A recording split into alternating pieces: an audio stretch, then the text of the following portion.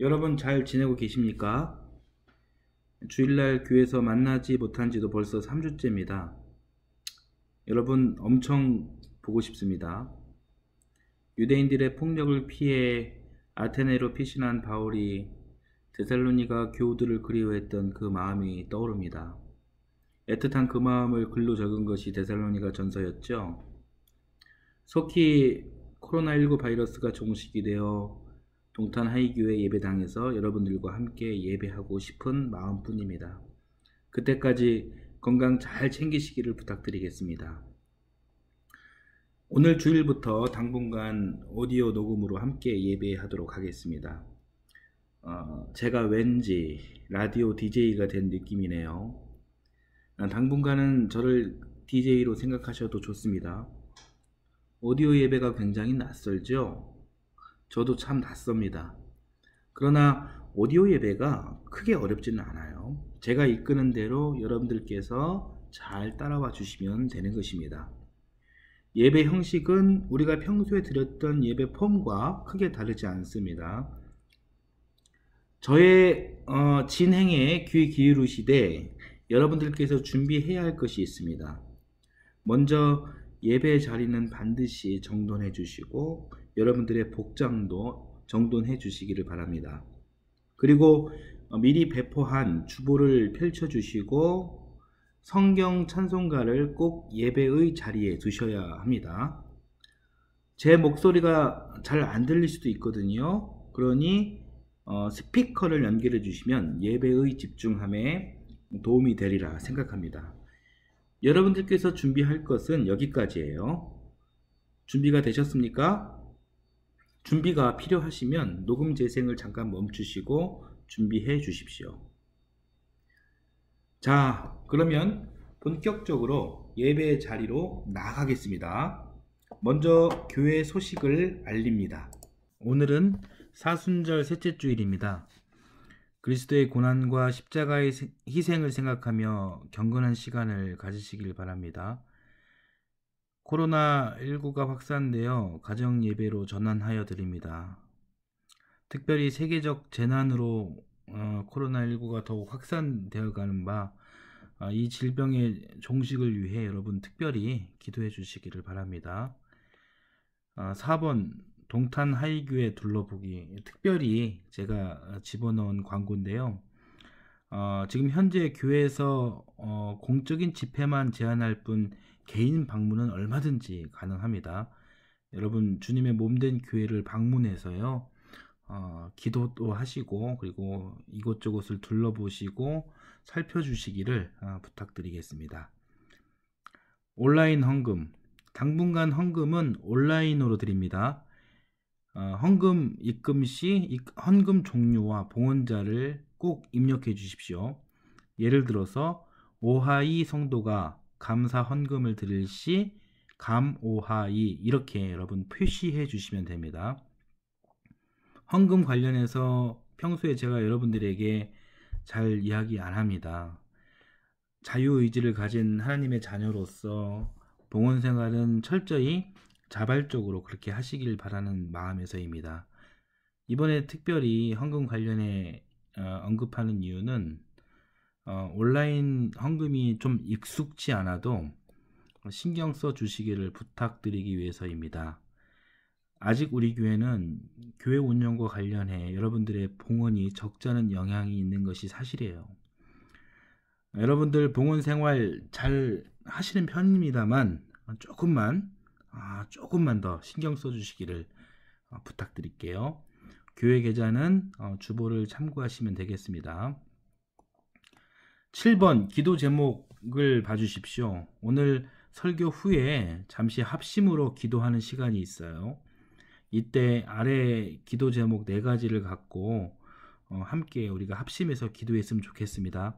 첫 번째는 코로나19 바이러스 종식과 하나님 나라 회복을 위해, 두 번째는 감염자들의 치유와 그리고 의료인들의 건강을 위해, 세 번째는 신천지 등 거짓 예언자들과 집단들의 심판을 위해, 네 번째는 우리 같은 교회를 정통교회라고 하는데 정통교회의 겸손과 참복음 전파를 위해 여러분 이 네 가지를 기억하시고 기도해 주시기를 부탁드리겠습니다. 마지막 광고는요. 오늘은 김민주 어린이의 네 번째 생일입니다. 참 기쁘고 감사한 일이죠. 민주가 지금 우리들 앞에 비록 없지만 있다고 가정하고 그렇게 생각하시고 진심을 다해 생일 축하를 해 주십시오. 민주야, 생일 축하해. 다 같이 외쳐 주십시오. 생일 축하해주셔서 고맙습니다. 여러분들 혹은 여러분들 가정 중에 특별히 전할 소식이나 꼭 전하고 싶은 그런 사연이 있으면 미리 저에게 말씀해 주십시오. 사연에 당첨되면 교회 소식에 제가 소개를 해드리고 또 소정의 선물도 잘 준비해서 드리겠습니다. 교회 소식은 여기까지입니다. 사도신경 하심으로 신앙 고백을 하겠습니다. 주보 광고면 하단에 사도신경이 있습니다. 전능하사 천지를 만드신 하나님 아버지를 내가 믿사오며 그 외아들 우리 주 예수 그리스도를 믿사오니 이는 성령으로 잉태하사 동정녀 마리아에게 나시고 본디오 빌라도에게 고난을 받으사 십자가에 못 박혀 죽으시고 장사한 지 사흘 만에 죽은 자 가운데서 다시 살아나시며 하늘에 오르사 전능하신 하나님 우편에 앉아 계시다가 저리로서 산 자와 죽은 자를 심판하러 오시리라. 성령을 믿사오며 거룩한 공회와 성도가 서로 교통하는 것과 죄를 사하여 주시는 것과 몸이 다시 사는 것과 영원히 사는 것을 믿사옵나이다. 아멘. 다 같이 평화, 하나님의 평강이를 찬양하겠습니다.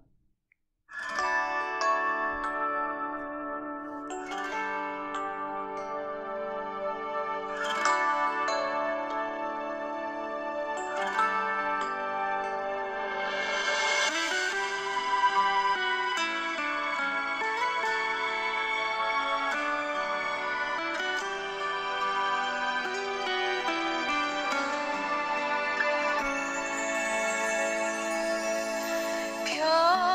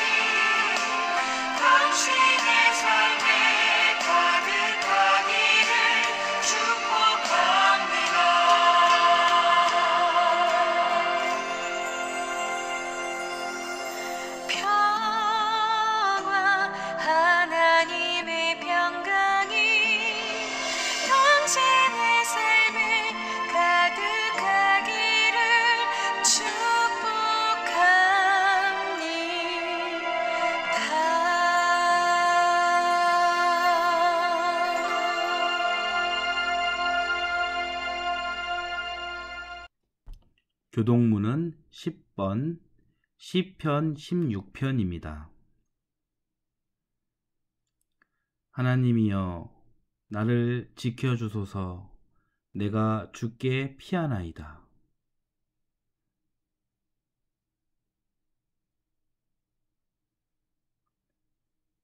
땅에 있는 성도들은 존귀한 자들이니 나의 모든 즐거움이 그들에게 있도다.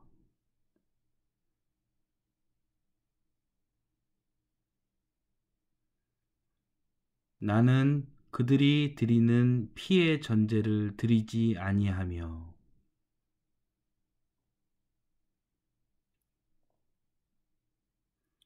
여호와는 나의 산업과 나의 잔의 소득이시니 나의 분깃을 지키시나이다.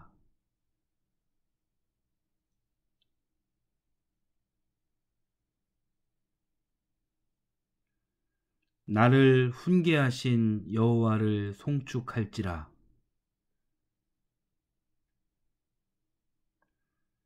내가 여호와를 항상 내 앞에 모심이여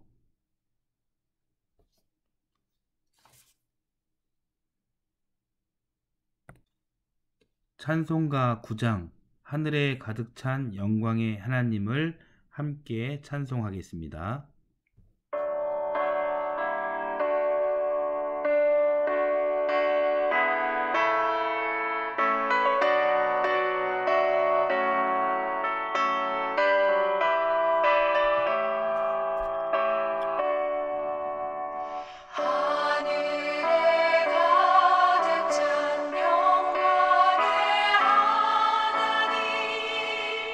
온 땅에 충만한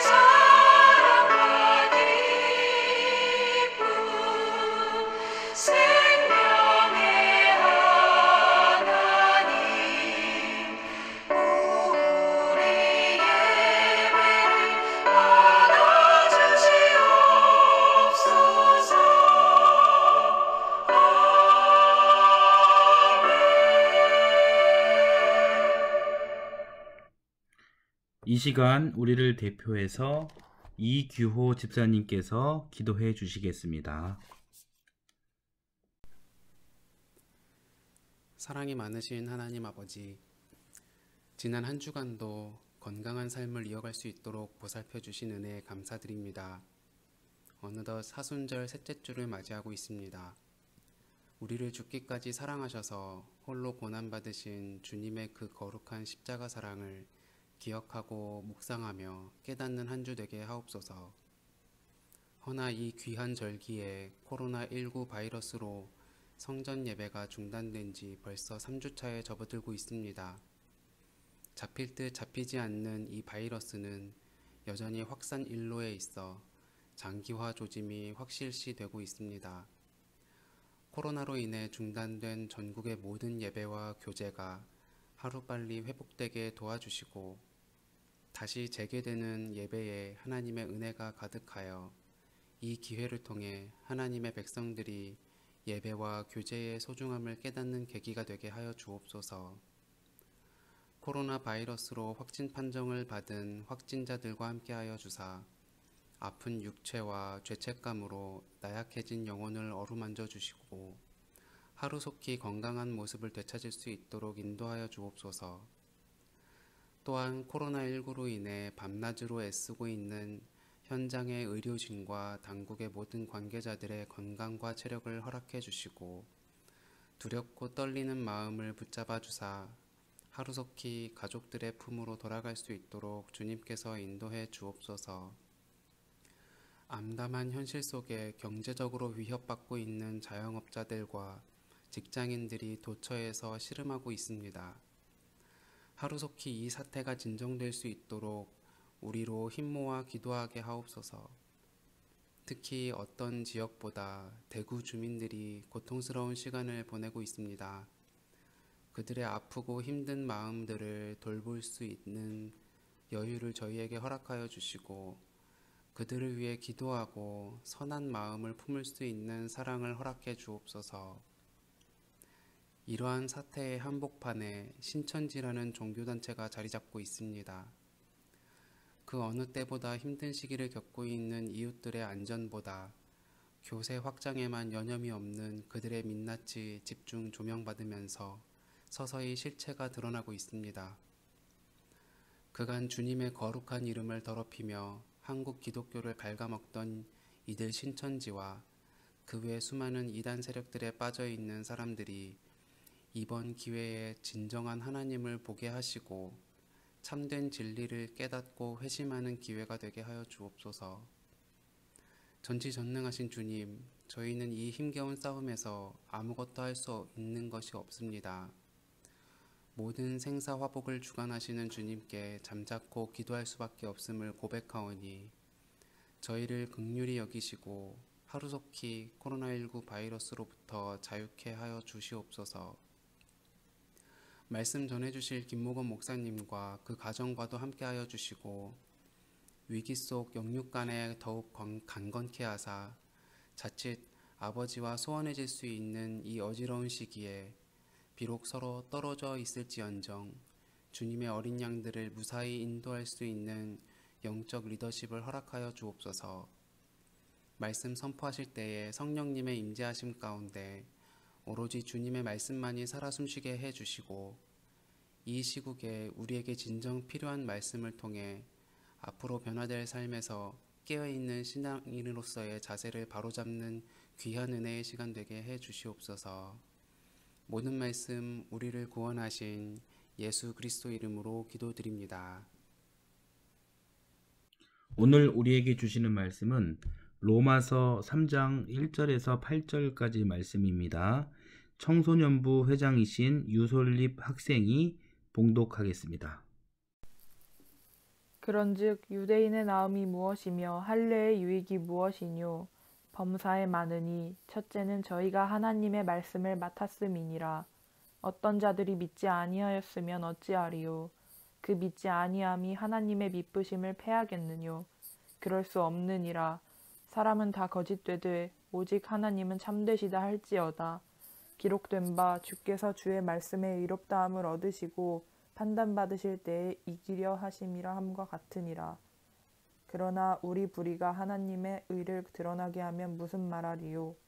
내가 사람의 말하는 대로 말하노니 진노를 내리시는 하나님이 불의하시냐? 결코 그렇지 아니하니라. 만일 그러하면 하나님께서 어찌 세상을 심판하시리요? 그러나 나의 거짓말로 하나님의 참되심이 더 풍성하여 그의 영광이 되었으면 어찌 나도 죄인처럼 심판을 받으리요? 또는 그러면 선을 이루기 위하여 악을 행하자 하지 않겠느냐?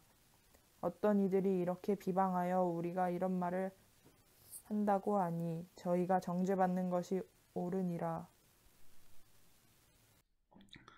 오늘은 참신앙과 거짓신앙이라는 말씀 제목으로 은혜를 나누겠습니다. 코로나19 바이러스가 확산되면서 가장 대표적으로 화제가 된 것이 신천지입니다. 신천지의 급성장이 화제이고, 신천지의 경제력이 화제이고, 신천지의 놀라운 결속력이 화제이고, 가장 놀라운 것은 신천지 안에 젊은이들이 많다는 것이 화제입니다. 왜 사람들이, 특히 젊은 사람들이 이 신천지에 포섭당할까요? 잘 이해할 수 없는 일이지만 최근 신천지가 어떻게 사람들에게 접근하는지를 SNS를 통해 알게 되면서 그럴 수도 있겠다라는 생각도 하게 되었습니다. 신천지가 일반인들에게 접근하는 세 가지 작전이 있습니다. 이 작전을 통칭해서 추수라고 이야기합니다. 첫 번째 추수 작전은 기성교회 혹은 어떤 공동체에 자기들이 교인이나 평범한 인물로 그렇게 가장을 합니다. 그렇게 접근하여 개별적으로 포섭하는 이삭줍기가 있습니다. 두 번째 추수 작전은 첫 번째 다음 단계로 기성교회 혹은 어떤 공동체를 분열시켜서 분열된 일부 세력을 포섭하는 산 쪼개기 작전이 있습니다. 세 번째 추수 작전은 이 두 번째 단계를 진화시켜 기성교회 혹은 어떤 공동체를 완전히 와해시켜 통째로 공동체를 먹어버리는 산 옮기기 작전이 있습니다. 이 첫 번째, 두 번째, 세 번째 추수 작전의 바탕이 되는 것은 거짓말입니다. 이삭줍기의 한 예를 들겠습니다. 먼저 어떤 대상을 특정합니다. 그리고 우연을 가장하거나 의도적으로 접근하여 설문조사를 하거나 애니어그램 같은 성격 유형 검사를 받게 합니다. 그 검사를 통해 심리적으로 위축되어 있거나 이 사람이 기본적으로 외로운 성향인지를 먼저 판단하고, 만약에 그렇다면 이 대상이 주 타겟이 됩니다. 그리고 이 대상에게 간과 쓸개를 다 내어주듯이 엄청 잘해주는 것이죠. 물론 이제 그 친절은 진정성이 없는 그런 위장된 거짓입니다. 그리고 이어서 이 대상이 또 다른 상황을 마주하게 하는데, 그 모든 상황 안에는 새로운 사람들이 등장하기 마련입니다. 그런데 이 새로운 사람들이란 포교 그 대상을 더 확실하게 속이기 위해 준비된, 가장된 사람들이라는 것입니다. 마치 서로 같은 공감대를 갖고 있는 신선한 만남인 것처럼 그렇게 조작합니다. 신선한 만남이라지만 사실 포교 대상자를 제외한 모든 사람들은 자기들만의 시나리오를 이미 갖고 있습니다. 포교 대상 당사자만 모르고 있는 것이죠. 그리고 이 만남은 외로움과 공허함이 있는, 자기를 중심으로 움직이는 것인 양 착각하게 만들어 버립니다. 그 분위기 안에서 포섭 대상자는 분명히 큰 기쁨이 있고 큰 만족이 있고, 현실에서 상실된 자신감과 자존감이 아마 생겨날 것입니다. 이 감정을 갖게 하는 것 역시 신천지 집단이 의도한 것입니다. 이 거짓 만남을 더욱 신뢰하게 하고 자기들을 벗어나지 못하게 하기 위함인 것이죠. 그리고 어느 정도 신뢰감을 형성했다면 다른 작전을 또 펼칩니다. 어떤 소규모 인문학 강좌가 있으니 함께 가자고 합니다. 그곳에 가면 여러 명의 사람들이 함께 있는데 모두 처음 만난 것처럼 행동합니다. 그렇지만 포교 대상자를 제외한 모든 이들은 가장된 신천지 사람들입니다. 그곳에서 일절 신천지임을 숨기고 성경 공부를 하는데 성경 공부의 내용은 신천지와 관련된 내용입니다. 그렇게 짧게는 4개월, 길게는 6개월 정도 공부를 하면 이제는 제법 규모가 있는 신천지 집회에 초대를 하게 됩니다. 그런데 그곳에서 지금까지 가장했던 자기들을 이때 공개한다고 합니다. 여기서부터는 공격적으로 포교를 하는 것이죠. 이미 자기네 교리를 세뇌시켰기 때문에 자신이 있는 것이에요. 지금까지 성경 공부한 내용에 무슨 문제가 있었느냐, 성경대로 모든 문제를 풀어내지 않았느냐 하는 것이죠. 여기에서 대부분 넘어간다는 것이고, 신천지임을 알게 되어 빠져나오려고 해도 포교 대상자 일상생활 중심으로 신천지의 상당한 사람들이 포위망을 이미 형성했기 때문에 쉽게 빠져나갈 수도 없다고 합니다. 회유와 협박이 심하다고 합니다.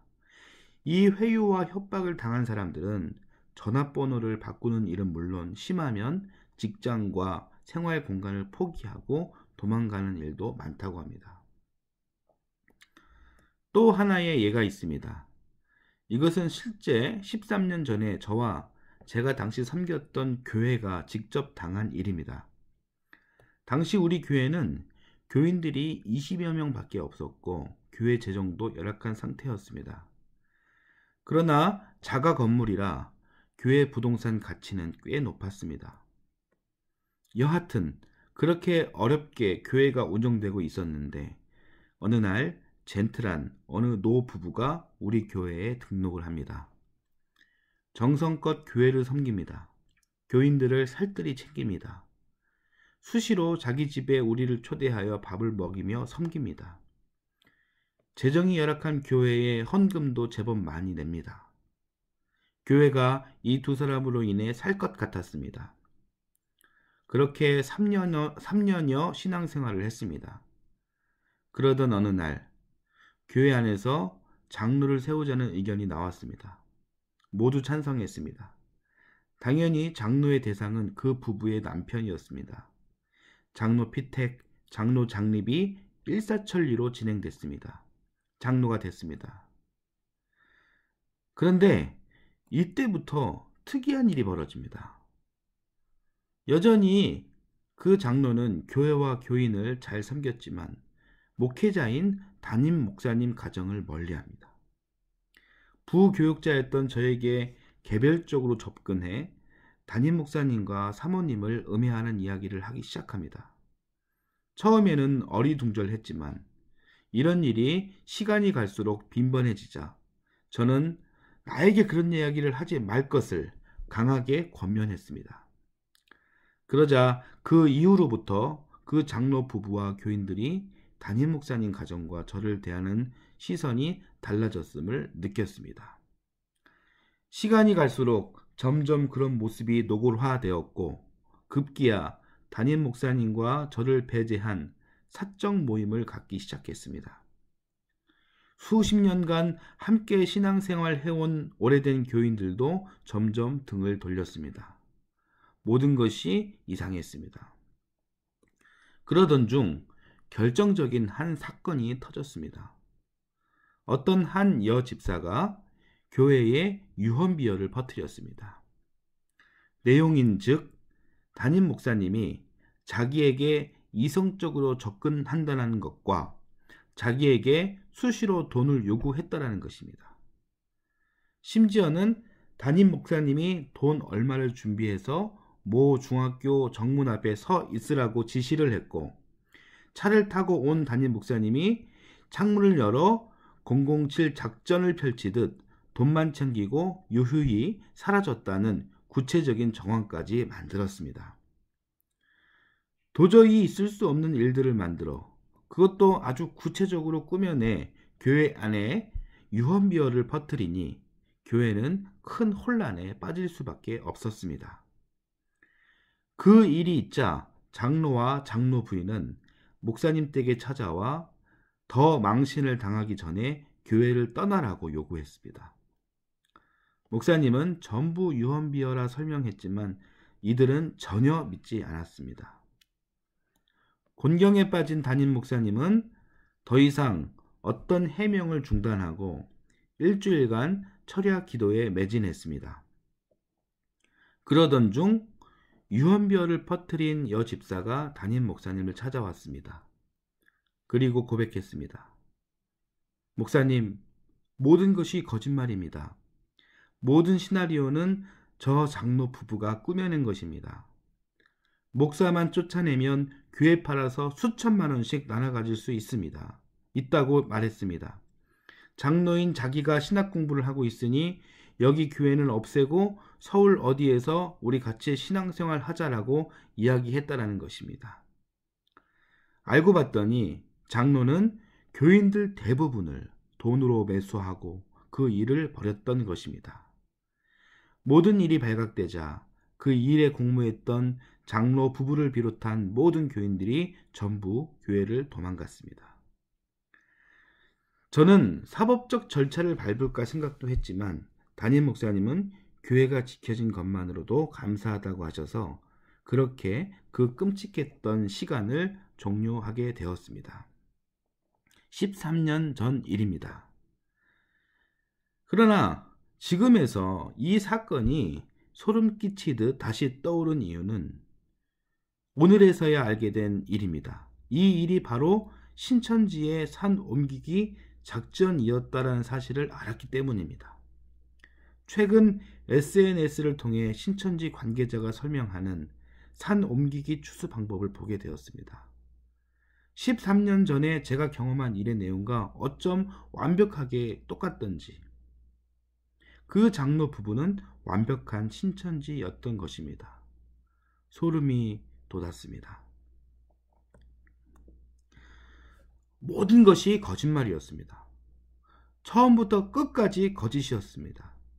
그 거짓으로 한 생명이 파탄이 나도 건강한 공동체가 병들어도 신천지에게는 거짓은 괜찮은 것이었습니다.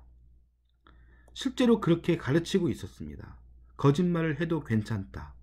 거짓말을 해서라도 이 사람들이 구원을 받는 게 중요한 것이라는 것입니다. 수단과 방법을 가리지 않고 뺏어오라고 합니다. 양심의 가책을 느낄 필요도 없다고 합니다. 미안한 마음 가질 필요도 없다고 합니다. 왜냐하면 원래 처음부터 기성교회의 교인이든 기성교회의 재산이든 다 자기네 것이었기 때문이다라는 것입니다. 이 행위를 신천지는 모략이라고 합니다. 이 모략을 정당화하고 가르치는 집단이 신천지였던 것입니다. 참으로 사악한 집단이 아닐 수 없습니다. 오늘 본문 말씀 로마서 3장 7절 이 말씀이 신천지가 자기들의 거짓말을 정당화하는 구절입니다. 참고로 신천지는 성경 중에서 번역본 중에서 가장 오래된 성경 버전인 개역 성경만 봅니다. 개역 성경으로 제가 7절을 읽어드리겠습니다. 로마서 3장 7절 개역. 그러나 나의 거짓말로 하나님의 참되심이 더욱 풍성하여 그의 영광이 되었으면 어찌 나도 죄인처럼 심판을 받으리요. 신천지는 이 말씀을 인용하면서 자신들의 거짓말을 정당화합니다. 내가 거짓말을 해도 하나님을 위한 것이라면 심판받지 않는다. 괜찮다. 라는 말입니다. 이 한 구절만 딱 떼어서 그렇게 읽으면 그럴싸합니다. 그러나 성경은 그렇게 읽는 것이 아닙니다. 성경의 전후 맥락을 보아가며 읽어야 하는 것이죠. 조금만 신경 써서 7절과 전후 맥락을 보게 되면 이 말씀이 바울 사도의 입장이 아닐 뿐더러 복음과 전혀 상관없고 오히려 복음과 배치되는 이야기임을 알 수 있습니다. 오늘 본문인 3장 1절에서 8절까지 말씀을 여러분 다시 한번 여러분 자리에서 읽어보시면 좋겠습니다. 한번 읽어보십시오.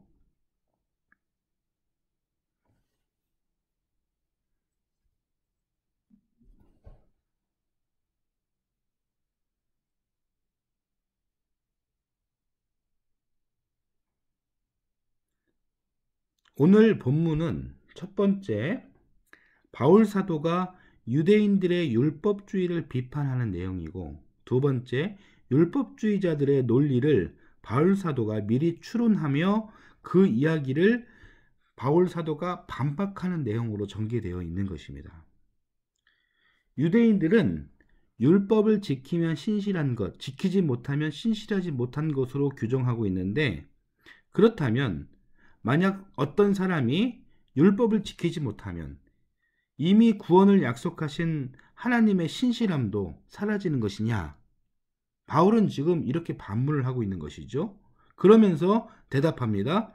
4절을 함께 보시겠습니다. 로마서 3장 4절 전반부만 우리 함께 읽겠습니다. 그럴 수 없습니다. 사람은 다 거짓말쟁이지만 하나님은 참되십니다.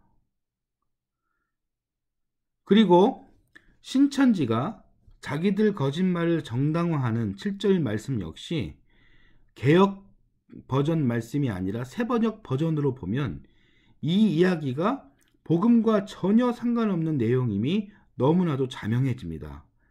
3장 7절 말씀을 여러분 새번역으로 한번 제가 읽어드리겠습니다. 여러분도 함께 봐주십시오. 로마서 3장 7절 새번역. 다음과 같이 반박하는 사람도 있을 것입니다. 나의 거짓됨 때문에 하나님의 참되심이 더욱 분명하게 드러나서 하나님께 영광이 돌아간다면 왜 나도 역시 여전히 죄인으로 판정을 받습니까? 다음과 같이 반박하는 사람도 있을 것입니다. 이렇게 시작을 합니다. 그리고 작은 따옴표로 그 이야기가 있는 것이죠. 여러분 어떻습니까? 사람은 다 거짓말쟁이지만 하나님은 참되시다 라는 바울의 말에 율법주의자들이 어떻게 반응하냐? 율법주의자들은 이렇게 반박할 것이다 라는 그 말이 7절 내용인 것입니다. 그러니까 한마디로 유대인들의 생각을 바울 사도가 미리 짐작해 유대인들의 입장을 그렇게 설명했던 것일 뿐입니다. 아시겠죠? 따라서 7절은 바울 사도의 입장도 아니고 복음과 전혀 상관없는 내용일 뿐만 아니라 복음과 완전히 상반되는 내용이었던 것입니다. 그런데 신천지는 그런 성경의 전후 맥락을 완전히 무시하고 이 말씀이 마치 바울의 입장이고 이 말씀이 복음의 진리인 것으로 그렇게 왜곡한 것입니다. 그러면서 자기들 교리의 핵심 말씀으로 삼았는데 이는 신천지가 얼마나 우매하고 교활한지 볼 수 있는 대표적 대목이라고 생각합니다. 그렇다면 왜 신천지는 아무도 쓰지 않는 한참 지난 구버전 개역성경을 고수하는 이유가 무엇일까요? 그 이유는 성경이 진정으로 말하고자 하는 복음의 맥을 피하고 표현이 불분명하고 어렵고 애매모호한 개역 버전을 쓰면서 불특정 다수의 사람들을 더 잘 속이고 참 복음보다 자기들의 교리를 정당화하기 위해서 그러는 것입니다. 이어서 8절 말씀도 보겠습니다. 로마서 3장 8절. 더욱이 좋은 일이 생기게 하기 위하여 악한 일을 하자 하고 말할 수 있겠습니까? 사실 어떤 사람들은 우리가 그런 말을 한다고 비방합니다. 그런 사람들은 심판을 받아야 마땅합니다. 8절 말씀을 보니 바울의 입장이 아주 명확해졌습니다. 그런 사람들은 심판을 받아야 마땅하다라고 이야기합니다. 오늘 본문 해석은 여기까지 하겠습니다. 사랑하는 성도 여러분, 신천지는 생명창조, 생명구원의 하나님을 조롱하고 있습니다. 그들이 겉으로 보기에는 열성신자로 보이지만 그들의 종교 행위를 통해 하나님께 영광을 돌리기는커녕 거짓말하는 하나님, 거짓말을 정당화하는 신으로 조롱하고 있는 것입니다. 또한 만물을 지으신 창조주 하나님을 이만희 수준으로 격화시키고 천국을 이만희가 지배하는 세상으로 격화시키고 있습니다. 하나님의 사랑으로 지음받은 하나님의 형상을 닮은 사람이 오늘 현실 속에 마땅히 누리고 어려움이 있다면 극복해야 할 숭고한 그 삶을 포기하게 합니다. 인생의 가장 가치 있는 것이 마지막 제사장인 14만 4천 명 안에 들어야 한다는 유언비어를 퍼뜨리며 이 세상과 철저히 괴리시키고 현실을 부인하게 만들면서 판타지의 세계를 살라고 강요합니다. 참 종교와 거짓 종교를 분별하는 기준이 딱 하나 있습니다. 여러분 이 진리를 반드시 기억하시기 바랍니다. 그 기준은 오늘 주어진 현실 앞에 용기를 주느냐 아니면 포기하게 하느냐입니다. 비록 현실이 어렵고 고난스러울지라도 생명의 근원이시고 진리이신 하나님과 함께 오늘의 고난스러운 삶을 이겨내고 극복할 수 있도록 돕는 종교라면 참 종교가 됩니다. 그러나 현실 세계를 가치 없는 것쯤으로 여기고 얼토당토한 기약 없는 미래에 오늘의 숭고한 삶을 바치라고 한다면 그것은 완벽한 거짓 종교입니다. 신천지가 거짓 종교임이 자명하지만 사실 오늘날 전통 기독교에서 혹시나 현실을 부정하게 하거나 죽어서 가는 저 천국만 바라보게 한다면 그 교회도 참 진리를 전파하는 교회로 볼 수 없는 것입니다.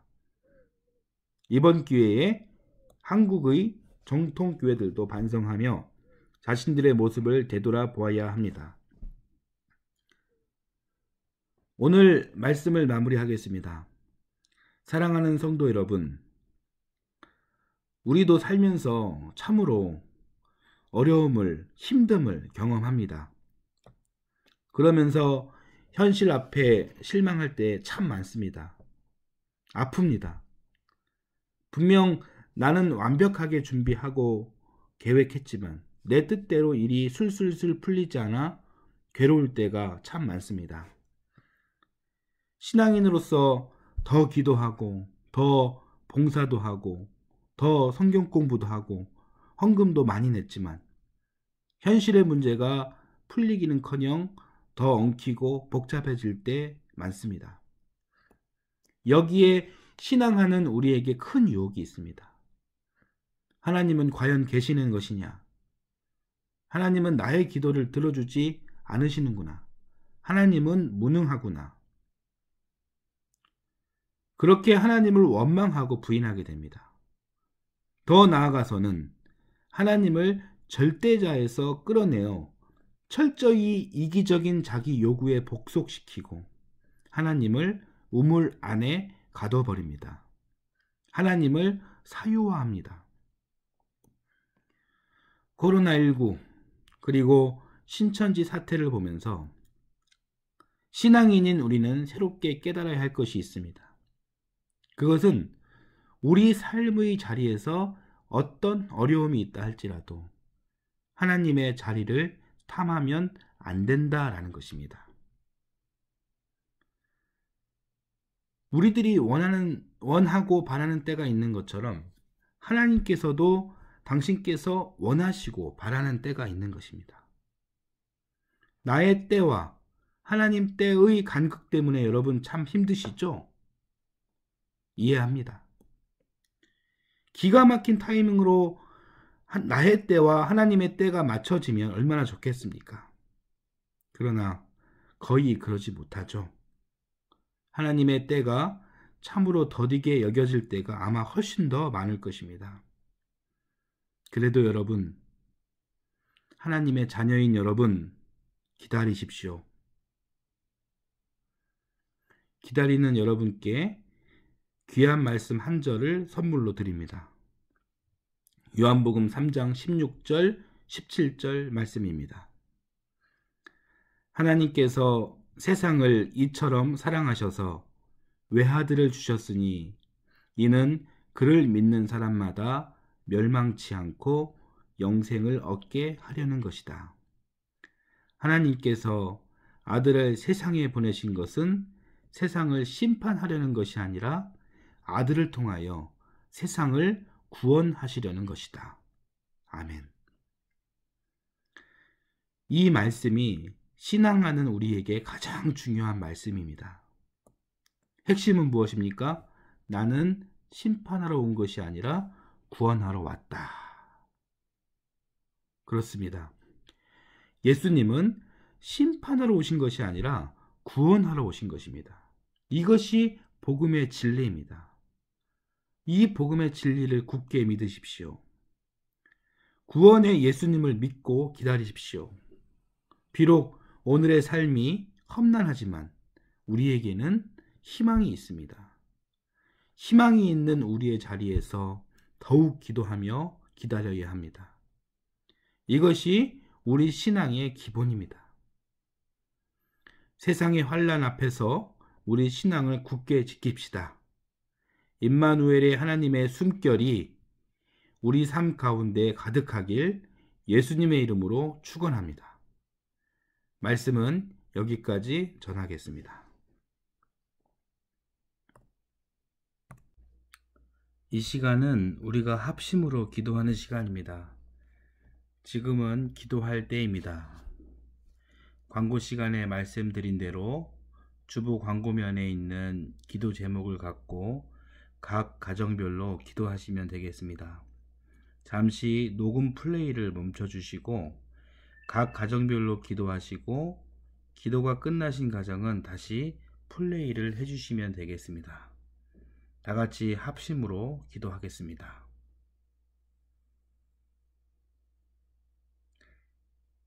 다 같이 찬송가 546장 주님 약속하신 말씀 위에서를 부르겠습니다.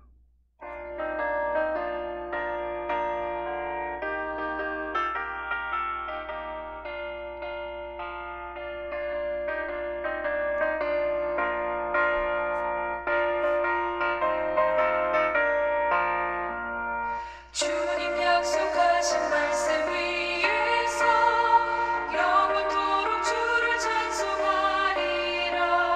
소리 높여 주께 영광 돌리며 약속 믿고 굳게 서리라. 약속 믿고 굳게 서리라. 영원하신 말씀 위에 굳게 서리. 말씀 위에 그 말씀 위에 굳게 서리라. 주님 약속하신 말씀 위에서 세상 염려 내게 엄습할 때에 용감하게 힘써 싸워 이기며 약속 믿고 굳게 서리라. 굳게 서리. 영원하신 말씀 위에 굳게 서리. 말씀 위에 그 말씀 위에 굳게 서리라.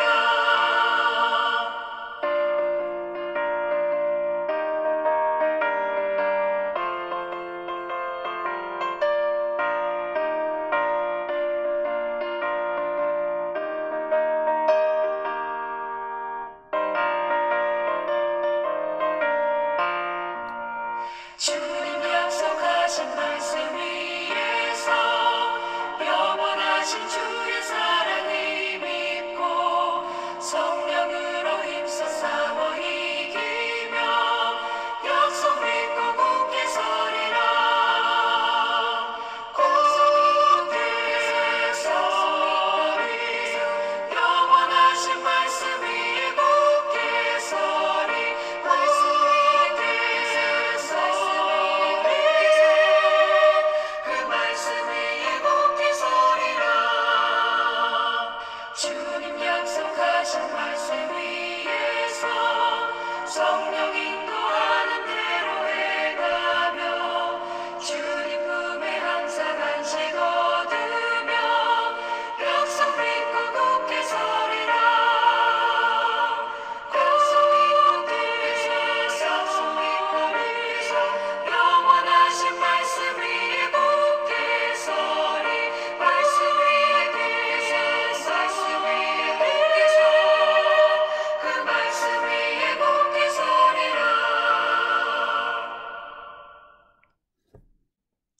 주보 광고면 하단에 있는 주님 가르쳐 주신 기도 함께 드리겠습니다.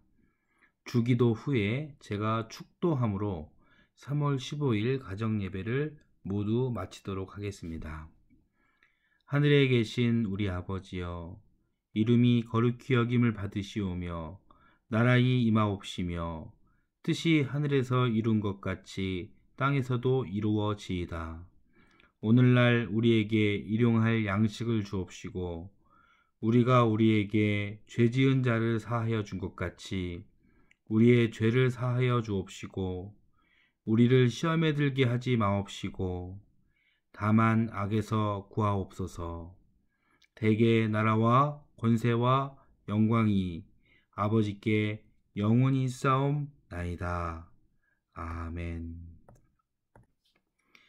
이제는 생명창조 성부 하나님의 전능하신 은혜와 생명구원 성자 하나님의 십자가와 부활 완전하신 그 사랑과 지금 여기에 계셔서 우리와 호흡하시고 생명을 부어주시는 성령님의 교통하심이 말씀을 굳게 잡고 참 신앙으로 주님께 나아가고자 고백하는 귀한 성도들과 선물로 주신 귀한 자녀들과 특별히 코로나19 바이러스로 인해 고통받고 시름하는 이 인류 위에 위로와 치료와 평안을 주시기를 간절히 축복하며 기도하옵나이다.